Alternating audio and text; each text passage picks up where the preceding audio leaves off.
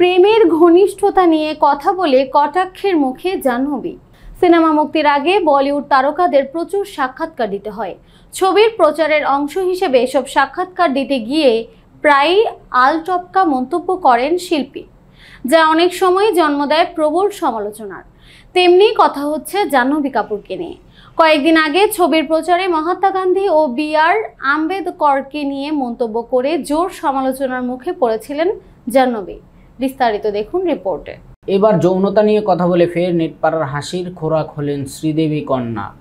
সম্প্রতি এক সাক্ষাৎকারে পরোক্ষভাবে শিকর পাহাড়িয়ার সঙ্গে সম্পর্কের কথাও পরোক্ষভাবে স্বীকার করে নেন জাহ্নবী। সম্প্রতি সোশ্যাল মিডিয়া প্ল্যাটফর্ম রেডিতে জাহ্নবীর একটা ভিডিও ভাইরাল হয়েছে। সেখানে তাকে স্ট্যান্ড আপ কমেডিয়ানের ভূমিকাও দেখা যাচ্ছে।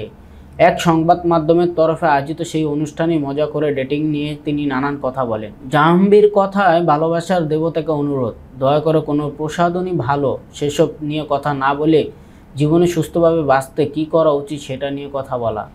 তবে প্রেমের প্রসঙ্গে স্বাভাবিকভাবে এসে পড়েন ঘনিষ্ঠতার কথা। তখনই জাহ্নবী বলেন, সম্পর্কের ক্ষেত্রে রেড ফ্ল্যাগ নয়, রেড ক্রসের কথা মাথায় রাখুন। প্রেম থাকুক, ক্লিনিক্যাল বিষয়টিও যেন মাথায় থাকে।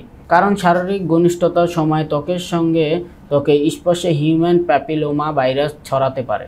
হ্যান্ডশেক বা চুমুতে সমস্যা নেই, যৌনাঙ্গের সংস্পর্শেই কিন্তু সমস্যা হয়। তবে পুরো বার্তাটি জাহ্নবী কাপুর মজার ছলে দিয়েছিলেন। তবে জাহ্নবীর এই ভিডিও সোশ্যাল মিডিয়ায় উঠে আসতে ট্রোলের বন্যা বয়ে গিয়েছে।